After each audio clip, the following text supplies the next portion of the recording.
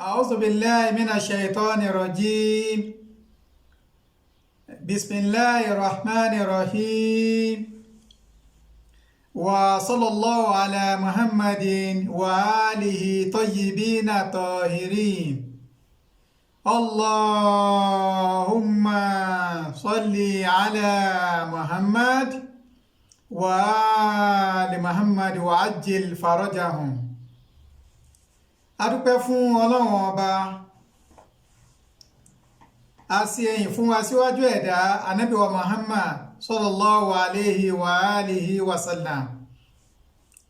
ìkẹ́ ọlọ́run ọlọ́ọ̀lọ́run àti orí ajẹ́ ìjẹ́tàn rẹ̀ kí ó lọ bá aṣíwájú ẹ̀dá ànábì wa Muhammad sallallahu alayhi wa alihi wa sallam. ìkẹ́ tí a tọrọ fún ànábì wa Muhammad yìí kí ó lọ bá àwọn ará ilé rẹ̀ méjèèjìlá, àwọn khalifa rẹ̀ méjèèjìlá, bẹ̀rẹ̀ látorí alimamu Ali aleyhisselam títí tó fi dé orí alimamu alimahadi ajjalallahu farajahu sharif. ìkẹ́ ọlọ́run ọlọ́ọ̀lọ́run àti orí ajẹ́ ìjẹ́tàn rẹ̀ kí ó lọ bá wọn. bẹ́ẹ̀ ni ìkẹ́ náà kí ó lọ bá ìyàwó Fatima aleyhisselam. ìkẹ́ náà kí ó lọ bá àwọn ìyàwó ànábì wa Muhammad sallallahu alayhi wa alihi wa sallam. bẹ́ẹ̀ ni ìkẹ́ náà kí ó lọ bá àwọn sọ̀hábà ànábì wa Muhammad, àwọn tí wọ́n dúró ti ànábì wa Muhammad nígbà tánábì wà láyé. ìgbà tánábì wà fayé lẹ̀, wọn ò bẹ̀yìn jẹ́ lẹ́yìn ànábì wa Muhammad, wọn ò da ẹ̀sìn rú lẹ́yìn ànábì wa Muhammad, wọn ò gbé àdáadáalẹ̀ wọnú ẹ̀sìn lẹ́yìn ànábì wa Muhammad. bẹ́ẹ̀ ni wọn ò fi ara ní àwọn ará ilé ànábì lẹ́yìn rẹ̀. irú àwọn sọ̀hábà dáadáa yìí, ìkẹ́ ọlọ́run ọlọ́ọ̀lọ́run àti orí ajẹ́ ìjẹ́tàn rẹ̀ kí ó lọ bá wọn. bẹ́ẹ̀ ni gbogbo ẹ̀ tó bá gbé ẹsẹ̀ lé ìlànà wọn títí di ọjọ́ ìgbéǹde. a fi àsìkò yìí kẹ́rin mọ̀ ya wa nínú Islam pé assalamu alaikum wa rahmatullahi wa barakatuh. ìkẹ́ ọlọ́run àti àlàáfíà rẹ̀ kí ó máa bá ẹnìkọ̀ọ̀kan wa gbé láì ní gba àsìkò ara wa. èyí tí a máa fi bára wa sọ̀rọ̀ lénìí, òun náà ni ọ̀kan lára àwọn irọ́, ọ̀kan lára àwọn àdáparọ́ tí àáfàá wa Komarudeen Yunus Akorede Asalafi Alwahabi, lára àwọn irọ́ wọn tí wọ́n pa lórí àwa Shia. a fẹ́ sọ̀rọ̀ lórí ọ̀kan lára àwọn ọ̀rọ̀ tí àáfàá yìí máa pa lórí àwa Shia. tí ẹ bá gbàgbé, a ti máa ń ṣàlàyé fúnra wa wípé nínú àwọn òpùrọ́ tí wọ́n jẹ́ aláìmọ̀kan èèyàn nínú àwọn àsàlàfíyà àlùwàhábíyà nílẹ̀ Yorùbá, tí wọ́n jẹ́ aláìmọ̀kan lórí àwa Shia, tẹ́ bá ń ka lákọ̀ọ́kọ́, ẹlẹ́ẹ̀kejì, ẹ̀tẹ́ kàsì kẹta náà ni àáfàá wa Komarudeen Yunus Akorede. àáfàá yóò mọ̀ kankan nípa Shia rárá, ṣùgbọ́n tí mo máa rí ni wípé àwọn mẹ́mbàsì wọn, àwọn fọ́lọ́wàsì wọn, àwọn ni wọ́n máa lọ ń bá wọn wípé àáfàá wa Komarudeen, lórí ọ̀rọ̀ Shia tó ń lọ ń gbòòrò yìí, ẹni ẹ̀ tí ẹ̀ bá wa sọ nǹkan díẹ̀. wàràs àwọn fọ́lọ́wàsì yóò mọ̀ pé àáfàá ò mọ nǹkan kan lórí àwọn Shia. àáfàá náà ò ní wá fẹ́ dójú tira rẹ̀, torí àwọn kàkún wípé ìdójútì ni ó jẹ́ fáwọn káwọn followers àwọn kó request kiri kan lórí àwọn lọ́dọ̀ àwọn, káwọn ọmọ wá fún wọn ní nǹkan yẹn. if not, kò sí kankan tí àáfàá wa Komarudeen Yunus Akorede tí wọ́n mọ̀ nípa àwa Shia. ṣùgbọ́n tòun ti bẹ́ẹ̀, wọ́n bọ́ ọ́ta, wọ́n máa wá dá àwọn àdáparọ́, wọ́n máa bà àwa Shia lórúkọ jẹ́ nígboro lójú àwọn followers wọn. subhanallah. ilé ni àgbákò tá à ń fèsì nílẹ̀ Yorùbá. aláìmọ̀kan èèyàn, ẹni tí ó mọ̀ nípa nǹkan yóò sì bọ́ ọ́ta, yóò máa sọ̀rọ̀ lórí nǹkan tí kò mọ̀ nípa rẹ̀. inna lillahi wa inna ilayhi raji'un kí ọlọ́ba kó ṣàánú wa. àkọ́kọ́ náà mo fẹ́ rán àfáà wa létí àfáà wa Qamardeen Yunus Akorede àtàwọn tó bá jọ wọn ẹ bẹ̀rù Ọlọ́run ọba ẹ sì rántí ọjọ́ tó kọ ẹnìkan nínú sàárè. Ọlọ́run bá ń sọ ní Suratul Ma'idah Quran chapter 5 verse 8 bada a'udhu billahi minash shaitanir rajim bismillahir rahmanir rahim. Ọlọ́run bá ní wala yajrimannakum shana'anu qawmin ala alla ta'dilu i'dilu huwa aqrabu littaqwa. Ọlọ́run ní la yajrimannakum shana'anu qawmin ẹ má torí wípé ẹ kórìíra àwa ṣíà ìyẹn àfáwà Qamardeen Yunus Akorede àtàwọn tó bá jọ wọn ẹ má torí ìkórìíra tẹ ní sí àwọn ṣíà ẹ má torí àìmọ̀kan yín lórí àwa ṣíà kẹ má máa ṣe kíni kẹ má máa ṣe déédéé lórí wa éèdì ìlú ọlọ́ọ̀bá ni ẹ ṣe déédéé o huwa aqrabu littaqwa ilé gẹ́gẹ́ nígbàgbọ́ òun ló súnmọ́ ìnígbàgbọ́ òun ló súnmọ́ ìbẹ̀rù Ọlọ́run ọba wattaqullaha Ọlọ́run ọba ní ẹ bẹ̀rù wọn Ọlọ́run ọba o innallaha khabiru bima ta'malun. gbogbo nǹkan tó wà lọ́kàn yín gbogbo nǹkan tó wà nígbàyà yín gbogbo nǹkan tẹ́ rò nípa àwa ṣíà láìdá pátá tẹ́ fi ń parọ́ fún àwọn èèyàn lórí àwa ṣíà Ọlọ́run mọ̀ Ọlọ́run sì dájọ́ rẹ̀ lálìkìyàmà nípa àwọn ọ̀rọ̀ tẹ́ pa lórí àwọn ṣíà. ẹ má torí wípé ẹ kórìíra àwa ṣíà kẹ ẹ mọ́ wá parọ́ mọ́ wa nǹkan tá a nígbàgbọ́ nípa rẹ̀ kẹ ẹ sọ pé a nígbàgbọ́ nípa rẹ̀ nǹkan tí ò sí nínú àkídà wa kẹ ẹ sọ pé ó wà nínú àkídà wa. ẹ jẹ́ ká bẹ̀rù Ọlọ́run ọba. gbogbo tá a bá ṣe láyé ọ̀rọ̀ tá a bá sọ èrè tá a bá rìn ohun tá a bá fojú wa wò pátá àkáǹtì lálkìyàmà àwọn followers yóò ní sí pẹ̀lú wa mọ́tọ́bá dálkìyàmà kí ọlọ́ba kó ṣàánú wa. ẹ bẹ̀rù Ọlọ́run ọba ẹ bẹ̀rù Ọlọ́run ọba ẹ má torí wípé ẹ kórìíra àwọn ṣíà kẹ mọ́ wàá sòótọ́ lórí àwọn ṣíà. tẹ́ bá mọ̀ pé ẹ mọ̀ nípa àwọn ṣíà ẹ sọ fáwọn aráyé pé mi ò mọ̀ nípa ṣíà o máa lọ síwádìí ṣùgbọ́n kẹ̀kẹ́ bọ́ọ̀ta kẹ lọ dáńlódù kan lórí Google ká bẹ̀rẹ̀ sí ní parọ́ fáwọn èèyàn lórí pé ẹ fẹ́ gbé ìjọ tiyín ga ẹ fẹ́ wá rẹ àwọn ìjọ yòókù sílẹ̀ ẹni yóò dáa á fà ilẹ̀ lọ́jọ́ kan ẹ jẹ́ ká bẹ̀rù Ọlọ́run ọba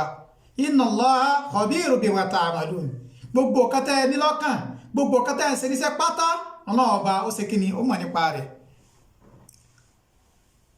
kí tó bọ́ sínú ọ̀rọ̀ mo fẹ́ kí ẹ jẹ́ ká gbọ́ ọ̀kan lára irọ́ tí àfáà Yunus àfáà Qamardeen Yunus Akorede tí wọ́n pa lórí àwa ṣíà. Bismillah mo fẹ́ kí ẹ jẹ́ ká gbọ́ ohun tí àfáà yìí sọ. ọ̀kan nù wọn wọ́n pè ní Al-Kulayni ó ní tíra kan tó pè Al-Kafi tíra yẹn wà ó wà lẹ́ni nẹ́ẹ̀tì ó wà káàkiri wà lọ́ra ni ó ríra wọ́n ní indana mushafun wọ́n ní àwa ní tíra tiwa Kùránì tiwa òun náà ní mushafu Fatima wọ́n pè é àní mushafu tí gbogbo àmọ́ àwọn náà tí wọ́n ní mushafu tí wọ́n pè ní mushafu Fatima alayhi assalam bó ti ṣàlàyé ó ní wa ma yudrihim ma mushafu Fatima ta ló fi mushafu náà Kùránì náà ta ló fi mọ̀ yín mushafun fihi mithlu Qur'anikum hadha thalatha marrat ó ní ó tóbi débi pé ó tó Kùránì tí ń tẹ̀lé òyìn lọ́nà mẹ́ta ó ní wàllá Kulayni olóhùn fọlọ́hùn bá búra nínú àwọn àgbà ṣẹ́ àní sọ olóhùn fi ọlọ́hùn búra ó ní máa fi hì min Qur'anikum harfun wahid aráàfi ẹ̀yọ ọ̀kan nínú àwọn aráàfi tó wà nínú Kùránì tí yín kò sí nínú Kùránì táwọn sọ yìí òun gangan ní Kùránì táwọn bí kalẹ̀. ṣẹ́ni pé nǹkan ti dé jama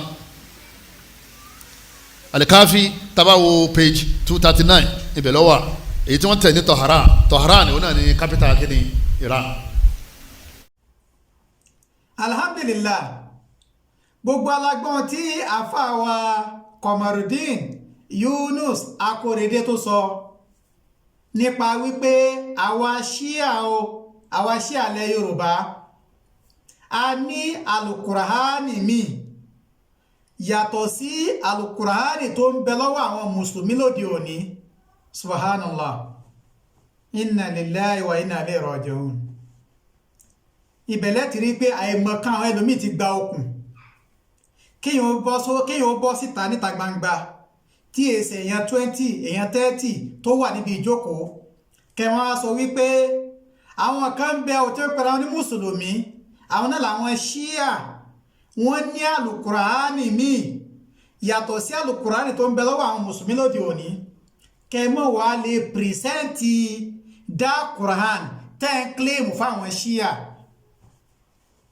inna lillahi wa inna ilayhi raji'un. subhanallah. ìbẹ̀lẹ̀ ti mọ̀ pé àkọ́kọ́ náà odò àwọn àfáà yìí ó gba okùn gan. àwọn nìkan kọ́ 99% of àwọn àsàlàfíà wàhábíyà bí wọ́n ṣe rí nìyẹn. látàní ni wọ́n ti ń pariwo wípé àwọn ṣíà a ní àlùkùránì. dèní náà àwọn lẹ́yìn wọn lára wọn ní àfáà wa Qamaruddin, àwọn náà sì tún rìpíìtì nǹkan táwọn àfáà yẹn ti sọ látàná, ṣùgbọ́n kò wá sí nínú wọn tó lè pìrìsẹ́ǹtì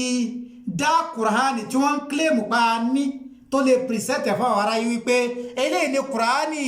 àwọn ṣíà táwọn sọ̀rọ̀ nípa rẹ̀ o, kò sí. wáyé táwa ń tara wa jẹ tá à ń tan àwọn aráyé jẹ torí pé afẹ́ pèrò sí ìjọ, àwa fẹ́ pa àwọn ìjọ kan, afẹ́ pa wọ́n run. ẹ fi ṣe alẹ̀ kó ṣe ẹ̀sìn bó ṣe máa ń ṣe, ẹ̀yin náà máa ṣe tiyín, ìlú ò ní àlàáfíà. ṣùgbọ́n tẹ bá ní ẹ̀ máa parọ́ fún àwọn èèyàn lórí àwọn ṣíà náà ò ní dákẹ́, wọ́n máa tú àṣírí àìmọ̀kan yín, wọ́n sì máa tú àṣírí òdo yín lórí àwọn ṣíà tẹ́ ń parọ́ mọ́. eléyìí ni kùránì tí àwa ìjọ mùsùlùmí ṣíà nígbàgbọ́ nípa rẹ̀. a ní kùránì méjì, a ní kùránì kankan níbi kankan tí ẹ bá ṣe kùránì yìí náà ni. kùránì táwọn mùsùlùmí nígbàgbọ́ nípa rẹ̀ òun náà ni kùránì tí àwa ìjọ mùsùlùmí ṣíà tá a nígbàgbọ́ nípa rẹ̀. ẹ wo kùránì tó wà lọ́wọ́ mi yìí, eléyìí Iran ni wọ́n ti tẹ̀, Islamic Republic of Iran ibẹ̀ ni wọ́n ti tẹ̀. sẹ́ẹ̀rí eléyìí Saudi Arabia ni wọ́n ti tẹ̀, ìlú àwọn àsàlàfíà al-Wahhabiyya. tẹ bá wá sí méjèèjì wò láti ìbẹ̀rẹ̀ dópin ẹ̀ ní rí yàtọ̀ ń bẹ̀. eléyìí wà ní kùránì tá a nígbàgbọ́ nípa rẹ̀, a ní kùránì míì mọ́ yàtọ̀ sí kùránì eléyìí. ẹ tó bá wá ń kílèmù pa ní kùránì míì, ẹ bá wa sọ kó gbé kùránì yẹn síta láì ní gba àsìkò ara wa. àfáà wa Qamaruddin Yunus Akorede wọ́n kó ti rìwáyà kan, wọ́n kó ti àdísì kan inú tírà Al-Kafi tí àfáà wa Al-Kuleni qaddasallahu nafsahu tahira kí ọlọ́run bá kó bá sàlékún ìkẹwọn ní alkiyama. ṣùgbọ́n rìwáyà tá àfáà yìí kó tì í, àfáà wa Qamaruddin wọn ò gbọ́ rìwáyà yìí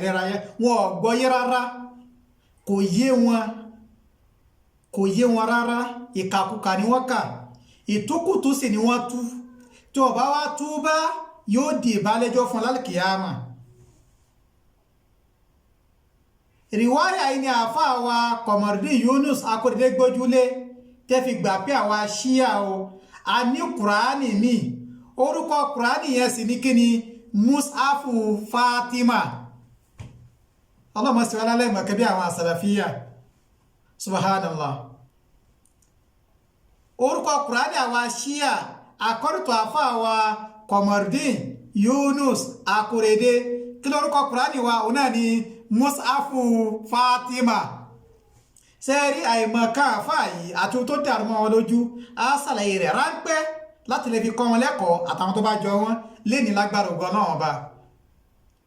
ẹ jẹ́ ká padà sínú tírà tí àfáà yìí ti ka ọ̀rọ̀ yìí jáde. tẹ́ bá lọ tírà Usulul Kafi tí àfáà wa Sikotul Islam Sheikh Muhammad bin Yaqub Al-Kuleni Al-Mutawaffa 329. àfáà yìí tá a mọ̀ sí àfáà Al-Kuleni rahmatullahi ta'ala alayhi, ọ̀kan nínú àwọn àgbà àfáà aládìsí àwọn ìjọ mùsùlùmí ṣíà ni. àwọn ni wọ́n ní tírà Usulul Kafi. tẹ́ bá lọ ojú sí alákọ̀ọ́kọ́ Mansuratul Fajr Beirut Lubnan, tí ẹ bá lọ wo page tá bá lọ sí page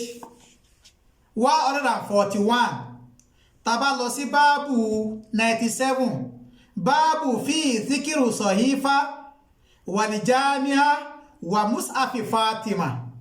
èyí làwọn kan tẹ́fẹ́ sàlàyé níbi báàbù yìí. Tẹ́ bá lọ wá hadith number 1 wọ́n ní aidatu mina sahabina àdìsí ẹ̀ wá ń bọ̀ àtàwọn tó gba àdìsí wa àdìsí ẹ̀ gùn gan. ẹnìkan nínú àwọn sàhábà ìmáàmù Jafar Sadiq ìmáàmù ẹlẹ́ẹ̀kẹfà khalifa ẹlẹ́ẹ̀kẹfà nínú àwọn khalifa 12 tí Ànábì kó kalẹ̀ fún wa ká máa tẹ̀lé ká máa mẹ́sì látọ̀dọ̀ wọn àwọn ni wọ́n gba rìwáyà yìí wá. Abu Basir ó jẹ́ ọ̀kan náà àwọn sàhábà wọn ó ń bi ìmáàmù léèrè nípa àwọn mas'ala tó ní ṣe pẹ̀lú Islam.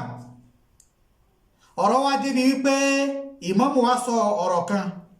ibẹ̀ ni àáfàá wa Qamaruddin Yunus Akorede ibẹ̀ wọ́n kà kí ni ìmáàmù sọ. ìmáàmù ni wa inna indana la mus'afa Fatima. ìmáàmù ni ń bẹ lọ́dọ̀ wa ìyẹn ń bẹ lọ́dọ̀ àwa ará alé ń bẹ lọ́dọ̀ àwa ṣíà mus'afu Fatima.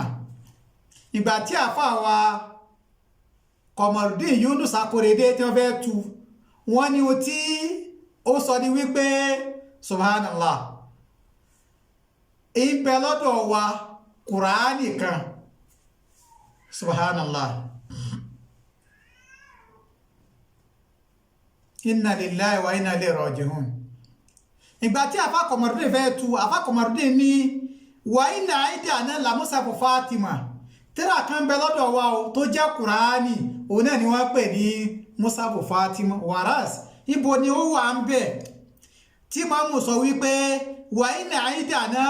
Kùránì o wa huwa yusamma bi mus'afi Fatima ibo ló wà ń bẹ̀. ohun tó wà bí rìwáyà ni pé wa inna indana la mus'afa Fatima ń bẹ lọ́dọ̀ wa ohun tá a mọ̀ sí mus'afu Fatima máa padà wá sàlàyé ohun tá a pè ní mus'afu Fatima fún wa.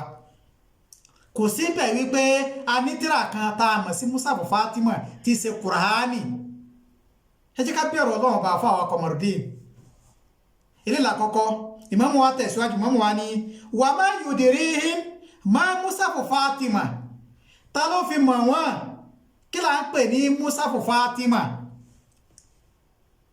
ìgbà tá a fà bẹ́ẹ̀ tó àfáà ní kíni àfáà ní subhanallah ta ló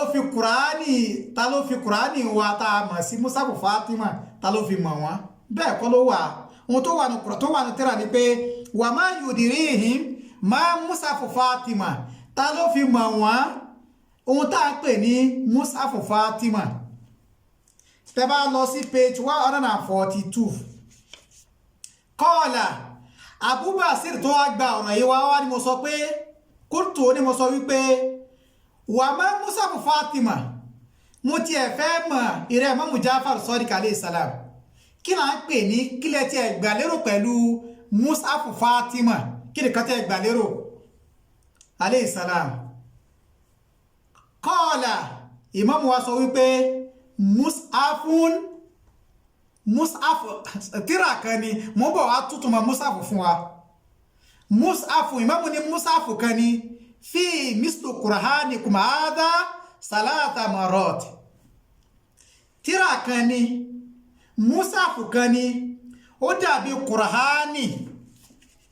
wọ́n sọ pé Qur'ani ni o mislu Qur'anikum hadha salasa marrat ó tóbi ju al-Qur'ani yìí lọ lẹ́ẹ̀mẹ́ta. ó tí Imamu Jafar Sadiq sọ nìyẹn o ṣùgbọ́n àfáà wa ọlọ́lá wa Maulana Qamaruddin Yunus Akorede wọ́n sì ń parọ́ fáwọn èèyàn. Ìmáàmù ní mus'afu kan ni ládìrí fi mislu Qur'anikum hadha salasa marrat ó tí Imamu tura láti sọ báyìí pé mus'afu Fatima yóò ó kún ju al-Qur'ani lọ ó tóbi ju al-Qur'ani lọ lẹ́ẹ̀mẹ́ta. ìyẹn ni pé tírà yẹn kún gan-an. ẹ wá gbọ́ tí Ìmáàmù sọ Ìmáàmù wa ní wallahi Ìmáàmù tó wá subhanallah Ìmáàmù fọlọ́wọ́ bá búra láti lè jẹ́ kọ́rọ̀ táwọn sọ yìí kórè lọ́dọ̀ àwọn sàhábé wọn àtàwọn táwọn bọ̀ lẹ́yìn wọn. Ìmáàmù ní wallahi àwọn fi Ọlọ́run bá búra ma fihi min qur'anikum harfun wahidun tẹ́ bá débi musafu Fatima o ní rí ayé alukurani kankan níbẹ̀ rárá kò sí àyà kan bó ṣe lọ ẹ̀kọ́ kéré tó ní bánu musafu Fatima ìyẹn ni pé kì í ṣe alukurani gbogbo àwọn ìbárọ̀tì tí ó yé àfáà náà rè tápàdà sàlẹ̀ fún wọn subhanallah eléyìí nìkan tí Imam Jafar Sadiq tí wọ́n sọ fún Abubasir wípé musafu Fatima o tírà kan ni musafu kan ni ó tóbi ju alukurani lọ Imam Jafar Sadiq ó sọ wípé alukurani míì ni yàtọ̀ sí alukurani eléyìí rárá Imam ò sọ bẹ́ẹ̀ Imam mislu qur'anikum irú kùránì yìí ni kìí ṣe kùránì yẹn ni pé ó tóbi ju alùkùránì lọ sàlásà marrat mú tẹ́ẹ̀fì tí ó fi yé yín á padà sàlàyé rẹ̀ ṣé wá rí ó tí mo rò pé ó dàrú mọ́ àfáà wa ọlọ́lá wa Qamardeen Yunus Akorede ohun tó dàrú mọ́ lójú ni wípé mushaf tí wọ́n gbọ́ àfọ́ọ̀mọ̀túnmọ̀ mushaf eléyìí ni wàhálà tá a fà kọ́ra wọn sí ó sì yà mí lẹ́nu gan ó sì pa mí lẹ́kún gẹ́bà ìsàlẹ̀ fúnra níbi ọ̀rọ̀ nígbà tá à ń sọ̀rọ̀ aliyu rabbuna yamal kiyama àwọn náà ni wọ́n parọ́ yà àfà Qamardeen náà ni àfà nínú àwọn product àwọn kọ̀ríjì Saudi Arabia làfà Qamardeen Yunus Akorede kò sí nǹkan tí wọ́n kọ́ nílẹ̀ Saudi tó ju ẹ máa lọ kàfàrà àwọn èèyàn lọ ẹ máa lọ fàsákò àwọn èèyàn lọ ẹ máa lọ bàdá àwọn èèyàn lọ ilé ni wọ́n kọ́ wọn nílẹ̀ Saudi wọ́n sì kọ́ wọn lédè Lárúbáwá torí pé èdè tí wọ́n ń lò nílẹ̀ Saudi òun náà lédè Lárúbáwá official language wọn òun náà ní Lárúbáwá wọ́n kọ́ wọn lédè Lárúbáwá wọ́n gbọ́ Lárúbáwá dáadáa ṣùgbọ́n wá yà mí lẹ́nu fẹ́ tó lọlẹ̀ Saudi tó wá lọ́dún méjì mẹ́ta mẹ́rin tó wá parí ẹ̀kọ́ rẹ̀ tí ó sì fún ní certificate tó wá Nàìjíríà tí ó wá mọ ìtumọ̀ mushaf ohun tó dàrú mọ́ àfáà wa Qamardeen Yunus Akorede tó dàrú mọ́ lójú ni wípé àfáà rò wípé mushaf tí wọ́n dárúkọ níbi rìwáyà yìí ìtumọ̀ rẹ̀ ni alukurhanu subhanallah ẹ wo àìmọ̀kan wallahi àfáà mọ̀ pé mushaf wọ́n mọ̀ tó mushaf ṣùgbọ́n torí pé kí ni torí jàǹbá torí àbòsí torí irọ́ tẹ́ fẹ́ pa máa wa ìjọ mùsùlùmí ṣíà ọlọ́run wá dí wọn lójú ọlọ́run dí wọn lójú ṣàìtàn dí wọn lójú láti lè máa mọ̀ àkà tí wọ́n ṣe mọ́ wala yajrimannakum shana'anu qawmin láì ní ṣe déédéé ẹ má torí pé kó dara àwọn ṣíà kẹ má ṣe déédéé èmi mọ̀ pé àfáà mọ̀ tó mọ̀ tá à ń pè ní mushaf àfáà mọ̀ wípé gbogbo ògbà kọ́ ni tá a bá sọ pé mushaf a máa rí fáà sí al-Qur'anil Karim rárá ìgbà mi a lo mushaf a ní rí fáà sí al-Qur'anil Karim eléyìí ló dàrú máa fà lójú tó sì jẹ́ pé ilẹ̀ Saudi Arabia tí wọ́n ti kọ́ Lárúbáwá ibẹ̀ làfáà ti kẹ́kọ̀ọ́ jáde àfọwọ́ àmọ̀túnmọ̀ ordinary kẹ́límà mushafu subhanallah kádà àfọwọ́ àmọ̀túnmọ̀ mushafu ní rìwáyà yóò ní dàrú mọ́ lójú rárá ohun tá à ń pè ní mushafu ní kitabun tíra là ń pè ní mushaf àfáà náà máa yínà lẹ́kọ̀ọ́ wa mushaf ní kí ni tíra lára ìtumọ̀ rẹ̀ kìí sí gbogbo ìgbà ni mushaf máa túmọ̀ al-Qur'anil Karim tó bá ipá fáà mi léyìí ni tàbá fẹ́ kàrí wáyà yìí dáadáa ìmáàmù ni wa inna aidana la mushafu Fatima ń bẹ lọ́dọ̀ wa o kìtàbù Fatima tíra ìyàwó Fatima kìí ṣe Kùránì Fatima ọlọ́mọ sí wa lọ́dọ̀ bí àwọn àsàlàfíyà wa inna aidana la mushafa Fatima ń bẹ lọ́dọ̀ wa o kìtàbù Fatima tíra ìyàwó Fatima kìí ṣe Kùránì mi wà má yùdìrí má mushafu Fatima tọ́lọ́wà fi mọ̀ wọ́n tíra ìyàwó Fatima kìí ṣe Kùránì ìyàwó Fatima kìí ṣe Kùránì mi là ń pè ní mushafu Fatima ọlọ́mọ sí wa lọ́lọ́dọ̀ mo rò pé tí wá yé wa láti wá lè kọ́ àfáà wa lẹ́kọ̀ọ́ àtàwọn tó jọ wọ́n ẹ jẹ́ ká lọ sínú tírà èdè àwọn lárúbáwá tó jẹ́ ti àwọn ìjọ mùsùlùmí ahalu sunna káwa lọ mọ̀ kí là ń pè ní mushaf tá bá sọ pé mushafun ọ̀ tá bá sọ pé mushaf kìí ṣe gbogbo gbà ló máa túmọ̀ alukur'anil karim. ẹ wo tírà tó wà wájú mi orúkọ tírà yìí náà ni mu'jamu lugatil arabiyya al-mu'asira tí ọ̀kan náà àwọn àfáà ìjọ mùsùlùmí ahalu sunna al-ustaz ad-doktor Ladiri Ahmad Mukhtar Umar tẹ́ bá lọ mujallad alákọ̀ọ́kọ́ at-tabatul ula tí ẹ bá lọ wo page 1272 tí ẹ bá lọ wo bí kálímà 2975 níbi àfáà fẹ́ sọ̀rọ̀ fún akílà ń pè ní mushaf láti lè fi kọ́ àfáà wa Kọmọrùdín Yunus Akóredé láti lè fi kọ́ wọn lẹ́kọ̀ọ́ àtàwọn tó bá jọ wọn nípa wípé tá bá sọ pé mushaf ó máa ń túmọ̀ nǹkan míì kèésì gbogbo ìgbà ló máa ń túmọ̀ alukur'anil karim. wọ́n rò kó ti yé yín kí ọlọ́ba kó sànù wa. àfa yìí ni mushafun mọ́tà ń pè ní mushaf o àfa yìí ni mufrod singular tá bá sọ pé mushaf singular ni nǹkan ẹ̀ ọ̀kan la rí fáàsì bọ̀ tá bá fẹ́ pluralize ẹ̀ tá bá fẹ́ sọ di plural àfa ni masaifu yóò di masaif wọn tá a fẹ́ lónìí pé kí làwọn àpèbè àfọwà ní kitabun tíra kan ni jamiu limasali suhuf tá a kọ àwọn tíra kọ̀ọ̀kan ẹ jẹ́ sàlàyé mọ́ àbíkẹ́ ọkọ̀ kankan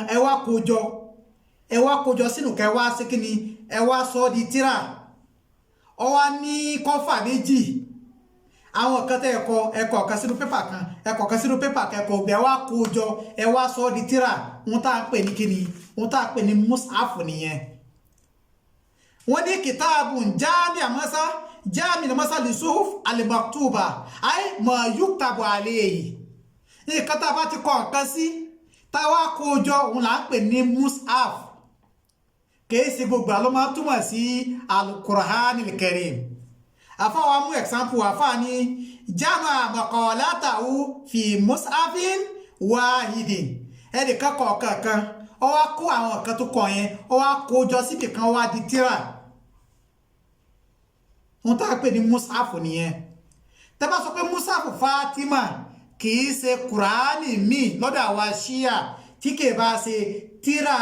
ìyá wa Fatima ìyẹn ni pé kìtáàbù Fatima wọn tá a pè ní mushafu Fatima nìyẹn kìí ṣe pé kùránì kan ló jẹ́ bẹ́ẹ̀ lọ́dọ̀ àwa ìjọ mùsùlùmí ṣíà alọ́mọsí wa lálẹ́ ìmọ̀kan mo rò pọ́rọ̀ tí kílẹ̀ dáadáa ilé làkọ́kọ́ ìsàn àwa fi lè kọ́ àfa wa Kọmọrùdín Yunus Akóredé àfi kọ́ wọn lẹ́kọ̀ọ́ gbogbo ìgbà tẹ́ bá ti rí mushaf gbogbo ìgbà kọ́ ló fẹ́ túmọ̀ alukur'anil karim ó máa túmọ̀ kan mi òun náà ni ma yuktabu alayhi ìkankan tá a bá kọ ọ̀kan sí tá a wá kó jọ àwa báyìí díẹ̀ ó ti di mushaf nìyẹn. tẹ́ bá tí wọ́n ń gbọ́ mushaf Fatima ohun tá a rí fáàsì pẹ̀lú rẹ̀ ohun tí àwọn ṣíà rí fáàsì pẹ̀lú rẹ̀ ní kíni tíra ìyá wa Fatima kìí ṣe kùránì mi ló ń jẹ́ bẹ́ẹ̀ ọlọ́mọsí wa lọ́lọ́dọ̀ láti wá lè tún fi clear láti lè clear rẹ̀ fún wa dáadáa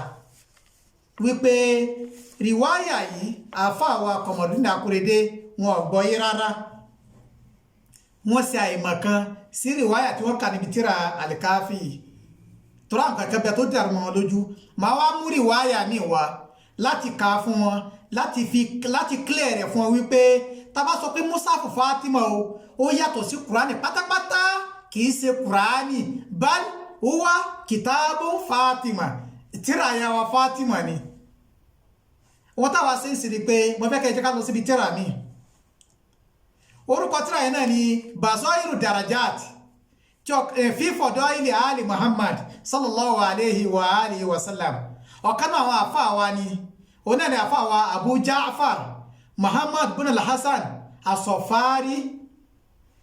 àyè tó ṣe tàkíkì rẹ̀ ní muassasatul Imam al-Mahdi ajjalallahu farajahu sharif. tẹ́ bá lọ ojúṣe alákọ̀ọ́kọ́ tẹ́ bá lọ wo page 279 tẹ́ bá lọ wo báàbù annahum u'tu al-jufr wal-jami'a wa mushaf Fatima ìyẹn tí ẹ bá lọ wo hadith níbi báàbù tá a dárúkọ rẹ̀ yìí ẹ wá lọ síbi hadith ẹlẹ́ẹ̀kejì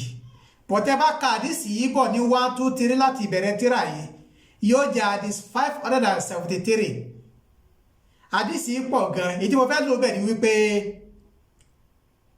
hadith wá láti ọ̀dọ̀ Imamu Jafar Sadiq alayhi salam àwọn ọmọlẹ́yìn wọn lọ bí wọ́n láwọn béèrè kan ìmámù wa sọ̀rọ̀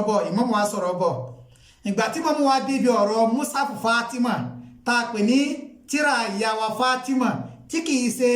kùránì àwa ṣíà ìmámù wa ní wa indana musafu Fatima ìmámù Jafar Sadiq alayhi salam ní ń bẹ lọ́dọ̀ wa o musafu Fatima tírà ìyá wa Fatima ìmámù wọn ni àmọ́ wallahi ìmámù ni wallahi mo fi Ọlọ́run bá búra afá àkọmọ̀rọ̀dún ni Yunus Akorede ìmámù Jafar Sadiq ni mo fi Ọlọ́run bá búra wallahi wọn náà fi Ọlọ́run bá búra ma huwa bil Qur'an ay laysa bil Qur'an laysa Qur'ana ó tá a pè ní musafu Fatima tá a sọ pé wà lọ́dọ̀ àwọn ará alé báwa ṣe a nígbàgbọ́ nípa rẹ̀ ma huwa bil Qur'an kìí ṣe Qur'ani ọ̀rọ̀ parí Imam Jafar Sadiq náà rí níbi tíra Basairu Darajat tẹ́bá tó lọ́wọ́ bí àrùn lànà wà rẹ̀ bá ń bẹ̀ ma huwa bil Qur'an kìí ṣe Qur'ani rárá ẹjẹ́ ká sí làákà yìí tẹ́ẹ̀bá ní ẹ̀rí tẹ́ẹ̀bá ní nǹkan tẹ́ sọ nípa àwọn ṣíà ẹ dákẹ́ ẹ fi wálẹ̀ ká lọ dájọ́ kọ́lọ̀ ṣẹjọ́ alálìkìyàmà ẹ má jẹ́ olùdájọ́ wá tẹ́ wá ń parọ́ fáwọn èèyàn yìí kọ́tẹ́ nímọ̀ nípa rẹ̀ yìí kọ́tẹ́ mọ̀ nípa rẹ̀ wá ń parọ́ ẹ fi ń dá wàhálà lẹ̀ nígboro ẹ wá fẹ́ káwọn ṣe ò dákẹ́ hábà ẹ jẹ́ ká bẹ̀rù Ọlọ́run ọba ìmáàmù ni ma huwa bil Qur'an laysa bil Qur'an musafu Fatima tá a sọ yóò kìí ṣe Qur'ani rárá ọ̀rọ̀ parí riwaya náà rẹ̀ látọ̀rọ̀ Imam Jafar Sadiq riwaya rẹ̀ wọ́n táwọn parọ́ fáwọn èèyàn ẹ tó bá fẹ́ jẹ́ àfà tó bá fẹ́ jẹ́ sọ̀rọ̀sọ̀rọ̀ alikitaba wà kátìrà ni iná ọ̀tọ̀ alikitaba tó bá fẹ́ máa sọ̀rọ̀ wà á rí tíra wà á kó tíra jọ ni kẹsì pọ́kàrí àdìsí kan lórí gọ́ọ̀gù wọ́n máa fi dàgbòrò torípọ̀ fẹ́ fi bà àwọn ìjọ kan jẹ́ ó fẹ́ fi bà àwọn ìjọ kan lórúkọ jẹ́ láti fi pèrò sínú àwọn ìjọ tiẹ̀ kí lẹ fẹ́ gbà ń bẹ̀ ṣé ò sọ pé kẹ má ṣẹ̀sìn tí yín ẹ sí ẹ̀sìn tí lọ́nà àwọn Bani Umayya tẹ́ fi ń ṣẹ̀sìn tí yín ẹ fà wálẹ̀ ká máa sí ẹ̀sìn tiwa pẹ̀lú ọ̀nà tí àwọn ará ilé gbé kalẹ̀ tó bá dẹ́rù kìyàmọ́ Ọlọ́run sì dájú ẹnì kọ̀ọ̀kan wa kẹ wá bọ́ ọ̀tà kẹ máa parọ́ fáwọn èèyàn lórí kata ànígbàgbọ́ kẹ máa sọ pé ànígbàgbọ́ nípa rẹ̀ ní ànígbà fún yín ẹ wo àwọn ìsọkúsọ ọ̀rọ̀ tẹ́ ẹ sọ kalẹ̀ Imamu Jafar Sadiq ni wọ́n tá a pè ní musafu Fatima o ma huwa bil Qur'an kìí ṣe Qur'ani ni Qur'ani eléyìí èyí tí Ọlọ́run bá sọ kalẹ̀ fún Ànábì wa Muhammad sallallahu alayhi wa sallam lẹ́yìn ilé kò sí Qur'ani kankan mọ́ musafu Fatima tíra ìyá wa Fatima là ń pè bẹ́ẹ̀ riwaya mo kà fún yìí kí ọlọ́ba kó ṣàánú wa bẹ́lẹ̀ ìṣe jẹ́ nìyẹn èyí máa fi wá parí rẹ̀ ẹnìkan wá lè bí wá pé ha lágbájá ẹ tiẹ̀ wá sàlẹ̀ fún wa kí tiẹ̀ lẹ́ ń pè ní tíra ìyá wa Fatima tẹ̀ sọ tẹ́ bá ní kì í ṣe Kùránì àti gbọ́ ẹ̀yin náà lè má dì sí wa níbi ọ̀rọ̀ Ìmáàmù wa Jafar Sadiq alayhi salam wípé kì í ṣe Kùránì ìsàn ẹ sàlẹ̀ fún wa kí lẹ́ ń pè ní musafu Fatima ilé ìdíkà tá a fẹ́ ṣe fúnra wa riwaya pọ̀ o mi ò fẹ́ dára aláàmú ni kí la ń pè ní musafu Fatima ilé ìdíkà tá a fẹ́ ṣàlàyé sí ẹ jẹ́ ká padà sínú tíra Al-Kafi tí a fà wá Al-Kuleni jùsù alákọ̀ọ́kọ́ tá bá lọ wo Kitabul Hujja kìtàbù kí n máa pè Kitabul Hujja báàbù fi ìsíkírú ìta àsọ́lẹ̀ kan náà báàbù 97 ó yá wá lọ sí page 143 no ẹgbẹ́ láti 142 riwaya ẹlẹ́ẹ̀karùn-ún hadith number 5 hadith tó lẹ́sẹ̀ ńlẹ̀ ni tẹ́bá ka hadith yẹn bọ̀ hadith yẹn wá láti ọ̀dọ̀ ta ni láti ọ̀dọ̀ Imam Jafar Sadiq alayhi salam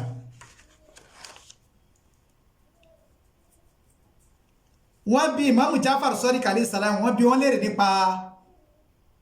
musafu yìí náà ní ta pè ní tírà ìyàwó Fatima ìmáàmù wa fẹ́ sàlẹ̀ fúnra torí bá mú mọ̀ wípé àwọn èèyàn kan ń bọ̀ bí irú àfa àwọn Qamardeen Yunus Akorede yìí tí wọ́n máa parọ́ fáwọn èèyàn nípa pé àwọn Ṣíà ní Kùránì kan tó yàtọ̀ sí Kùránì àwọn mùsùlùmí torúkọ rẹ̀ jẹ́ musafu Fatima ìmáàmù wa fẹ́ sàlàyé kí là ń pè ní musafu Fatima kí ló wà nù rẹ̀ kí tiẹ̀ ní nǹkan tó wà ń bẹ̀ gangan ìmáàmù wa ní fa musafu Fatima ìyẹn ẹ tó gba rìwáyà yìí wá ó ní ìmáàmù ẹ sàlẹ̀ fúnra kí là ń pè ní musafu Fatima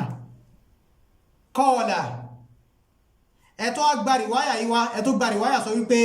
fasakata tawilan summa qala ìmáàmù wa dákẹ́ lọ gbáà ìmáàmù wa bẹ̀rẹ̀ sí ní sọ̀rọ̀ ìmáàmù wa ní subhanallah innakum latabasuna amma turidun wa amma la turidun gbogbo kẹlẹ̀ yìí máa ń béèrè èyí tẹ́ ẹ mọ̀ èyí tẹ́ ẹ mọ̀ èyí tẹ́ ẹ fẹ́ èyí tẹ́ ẹ fẹ́ gbogbo ẹ̀lẹ́ máa ń béèrè ìmáàmù wa ní inna Fatimata ẹ̀rí àwa Fatima alayhi salam tí sọ ma nígbà Muhammad o makasati ba'da rasulillah khamsata wa sab'ina yawma ìgbà tí ànábì wa Muhammad fayé lẹ̀ tán ìyá wa Fatima wọ́n lò ká bí bíríwáyà ìsìgbé wa 75 days lẹ́yìn ikú ànábì wa Muhammad tí wọ́n fi sẹ̀mí sẹ́wárí láàrin 75 days yìí wa kana dakhalaha usnu shadidun ala abiha ìbànújẹ́ gidi ló bá ìyá wa Fatima lórí pé ànábì wa Muhammad fayé lẹ̀ bó sẹ́yìn náà kọ́ ìgbàtàbí ní fayé lẹ̀ ìbànújẹ́ tó lágbára gan ló bá ìyá wa Fatima yàtọ̀ sí yẹn kí làwọn sàhábà fojú ìyá wa Fatima rí gbogbo ilé ló kó bànújẹ́ bá ìyá wa Fatima kí ló wá ṣẹlẹ̀ wa kana Jabarahil wọ́n ní ẹ̀rí màláíkà Jibril o yahtiha fayuhsinu masa azaha ala abiha Jibril wa ma yóò máa ṣe kí ni yóò máa wá tọ̀ ìyá wa Fatima wá yóò máa wá kẹ́dùn pẹ̀lú kan tó ṣẹlẹ̀ sí ìyá wa Fatima nípa wípé ẹ̀pẹ̀lẹ́ ti ànábì wa Muhammad tó fayé lẹ̀ má bànújẹ́ mọ́ farabalẹ̀ yóò padà dá àti bẹ́ẹ̀ bẹ́ẹ̀ lọ Jibril màláíkà Jibril ó máa ń wá yóò wá bẹ̀ ìyá wa Fatima wò alayhi salam ọmọ ànábì wa Muhammad nìyẹn subhanallah wa yutayyib nafsaha yóò máa fọkàn rẹ̀ balẹ̀ yóò máa fẹ̀mí ìyá wa Fatima balẹ̀ pé ṣe sùúrù inna lillahi wa inna ilayhi raji'un àti bẹ́ẹ̀ bẹ́ẹ̀ lọ kí wá sílé lásán ni Jibril máa ń ṣe o wa yukhbiruha an abiha wa makanihi láìgbà tí Jibril tó sọ̀kalẹ̀ wá bá ìyá wa Fatima tó bá ti bá ìyá wa Fatima kẹ́dù tán yukhbiruha subhanallah yóò wá máa ṣe kí ni yóò máa fún ìyá wa Fatima níro an abiha nípa bàbá rẹ̀ tí ṣe ànábì wa Muhammad wa makanihi yóò sì máa sọ bí tánàbí wà pé ànábì ti ń gbádùn inú kẹ́lá ànábì wà ànábì subhanallah inú gbádùn ànábì wà fọkànbalẹ̀ kìí ṣe pé ìyá Fatima ń dáwọ̀tí o ṣùgbọ́n máa fẹ́ fi hàn wá àpẹẹlẹ tí ń bẹ fún ìyá wa Fatima torí kò yí sí kí ọlọ́run bá kó rán màláíkà sí yàn tó tọ̀ wíyẹ sí sànàbì ìyẹn ti bá sẹ́dí nìkan kí ọlọ́run bá kó kàwá kúnnú wọn àlùbáríkà níbi wa Muhammad àti àwọn ará ilé rẹ̀ mo fẹ́ kẹ́ ẹ di pọ́ọ̀tì mú dáadáa tí Jibril bá bá ìyá wa Fatima kẹ́dùn tán yukhbiruha yóò mọ wá fún ìyá wa Fatima níro an abiha lórí bàbá rẹ̀ wà makanihi àti kò tí bàbá rẹ̀ wà ẹsẹ̀ alákọ̀ọ́kọ́ wà yukhbiruha yóò tún a máa sọ fún ìyá wa Fatima bima yakunu ba'daha fi surriyatiha kí ni ó ṣẹlẹ̀ sí ìyá wa Fatima kí ni ó ṣẹlẹ̀ sí àwọn àrọ́mọdọ́mọ ìyá wa Fatima látòrí àwọn ọmọ ìyá wa Fatima kí ni ó ṣẹlẹ̀ sí wọn lẹ́yìn ìgbà tí ìyá wa Fatima ò bá sí láyé mọ́ kí ni ó ṣẹlẹ̀ sí Imam al-Hassan tí í ṣe ọmọ ìyá wa Fatima kí ni ó ṣẹlẹ̀ sí Imam al-Hussein tí í ṣe ọmọ ìyá wa Fatima kí ni ó ṣẹlẹ̀ sí Imam Zainul Abidin tí í ṣe ọmọ ìyá wa Fatima kí ni ó ṣẹlẹ̀ sí Imam al-Bakir Imam Jafar Sadiq Imam Ladiri Imam Kasim Imam Rido Imam Jawad àti bẹ́ẹ̀ bẹ́ẹ̀ lọ kí ni ó ṣẹlẹ̀ sí wọn wa yukhbiruha bima yakunu ba'daha wa fi suriyatiha ìkan tí ó ṣẹlẹ̀ lẹ́yìn ìyá wa Fatima èyí tí ó sì ṣẹlẹ̀ sí àwọn ọmọ ìyá wa Fatima àti àwọn àrọ́mọdọ́mọ ìyá wa Fatima Jibril ó máa wá sọ fún ìyá wa Fatima ó di mélòó ó di méjì àkọ́kọ́ yukhbiruha an abiha wa makanihi yóò máa sọ fún ìyá wa Fatima lẹ́gbà tó bá ti bá ìyá wa Fatima dárò tán yóò máa fún ìyá wa Fatima nírò nípa ibi tánàbí wà ipò ànábì ibi tánàbí wà lọ́wọ́lọ́wọ́ lẹ́gbà tó fayé lẹ̀ tán lẹ́yìn yẹn wa yukhbiruha bima yakunu ba'daha kí ni ó ṣẹlẹ̀ lẹ́yìn ìyá wa Fatima fi suriyatiha sí àwọn àrọ́mọdọ́mọ rẹ̀ Jibril yóò tún máa sọ fún ìyá wa Fatima kí ló ṣẹlẹ̀ lẹ́yìn ìgbà yẹn ìmáàmù wa ni wa kana Aliyun ẹ wá rí ìmáàmù Ali o bàbá àgbà alayhi salam khalifa àkọ́kọ́ nínú àwọn khalifa méjìlá tó níbi ìfilẹ̀ ìmáàmù ni wa kana Aliyu alayhi salam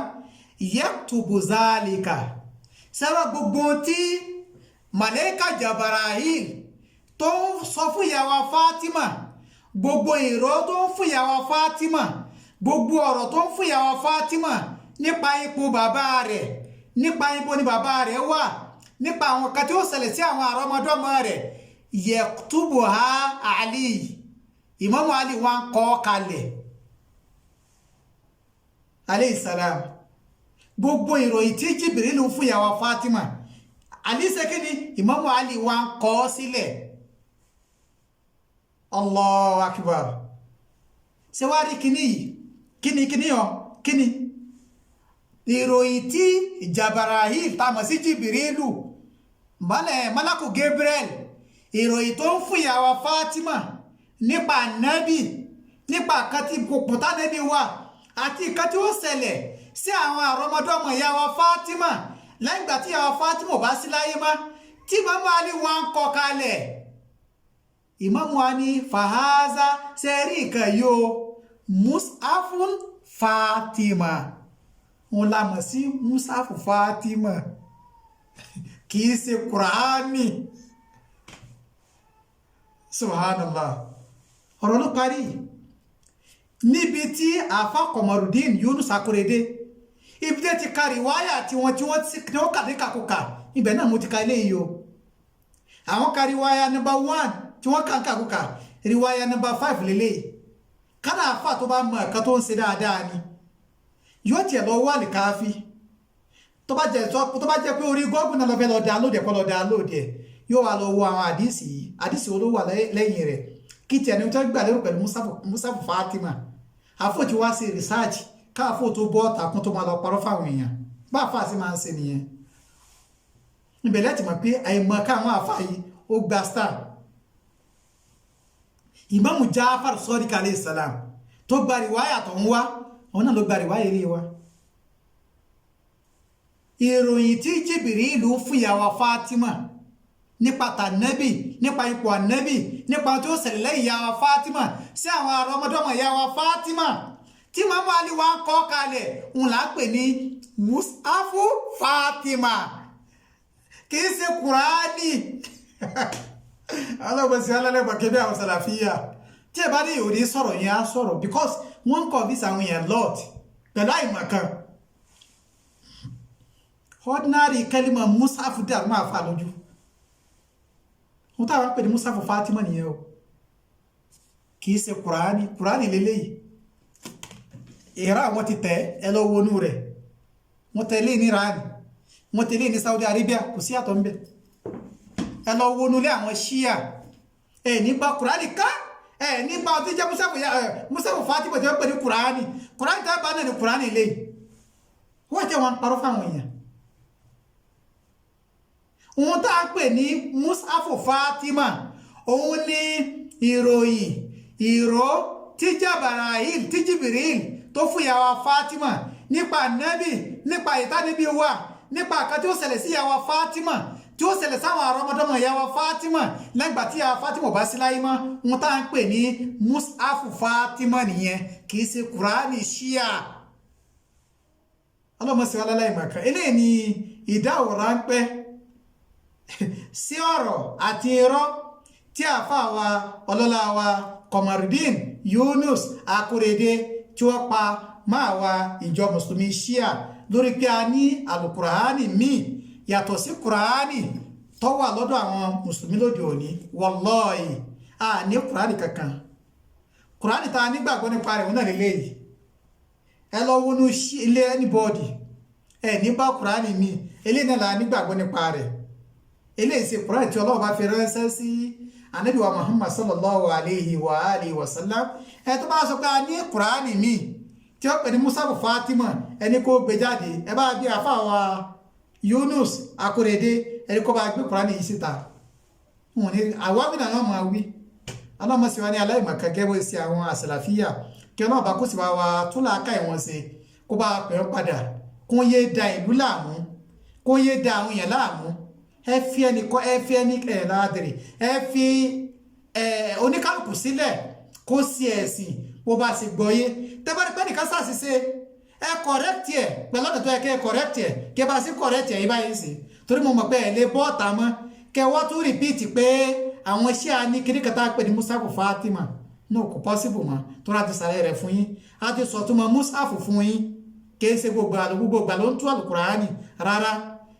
ìtumọ̀ musafu ní kìtàbùn tíra kan mọ̀ yúktàbù àlẹ́ yìí kankan tí ó bá kọ̀ nǹkan sí tí ó kó jọ ó jẹ́ pé ní musafu nìyẹn tẹ bá ń gbọ́ musafu Fatima kìí ṣe kùránì tí kìí bá ṣe ìròyìn